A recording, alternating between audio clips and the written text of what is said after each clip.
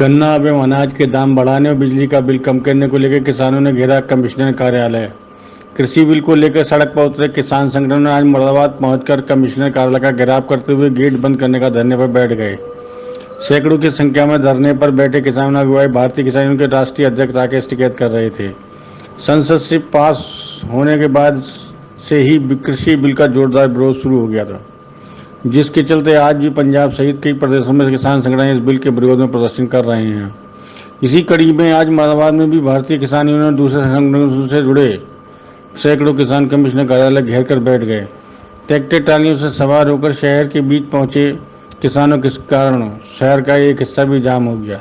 ये किसान सुबह 11 बजे पहुंचना शुरू हो गए थे। इस धरने की अगुवाई भारतीय किसान यूनियन के राष्ट्रीय अध्यक्ष राकेश टिकैत कर रहे थे। धरना स्थल पर मौजूद टिकैत ने मीडिया के माध्यम से सरकार तक अपना संदेश पहुंचाते हुए कहा कि सरकार को एमएसपी की गारंटी भी लिखित में देनी होगी और कृषि बिल में भी जो नियम लागू किए गए हैं वो सभी किसान विरोधी नजर आ रहे हैं।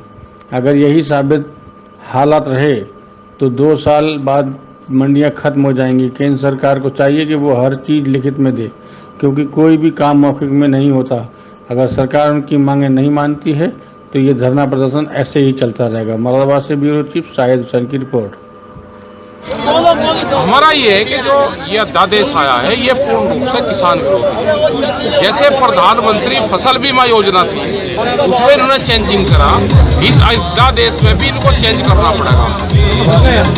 पहले तो ये है कि मंडी और मंडी के बाहर वो सेम उसका टैक्स बराबर हो। मंडियों में टैक्स है और बाहर टैक्स फ्री होगा, तो 2 साल में मंडियाँ खत्म हो जाएगी हमारी। दूसरा ये है कि एमएसपी को लीगल कानून बनावे कि उसके नीचे पर खरीद नहीं होगी।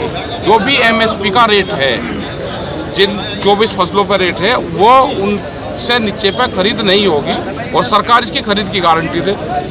ये कानून इनको बनाना पड़ेगा, नहीं तो देश का किसान बर्बाद होगा, मंडियाँ बर्बाद होगी और ये एमएसपी भी खत्म होगा। प्रधानमंत्री जी कह रहे हैं कि हमने कह दिया कि खत्म नहीं होगा, वो लिखित में दे। देश लिखत पढ़त चलता है, देश कानून उस पर बन जाता है तो उससे चलता है। भंडारण कौन कितना करेगा, जिम्मेदारी किसी की नहीं है, कौन उसको कंट्रोल करेगा। तो ये सारी चीजें हमारा सवाल है सरकार इस पर ध्यान दे, और नहीं तो ये आंदोलन हमारे होते रहे। आज कितनी संख्या में किसान यहाँ पर हम क्या पता कितनी संख्या हो, कोई कहीं बैठा कोई कहीं बैठा। ये तो जो गाँव में बैठा वो भी तो तैयारी है, जिसका 1300 रुपये में धान बिक रहा लाठी लेगा वो भी बैठा तैयार।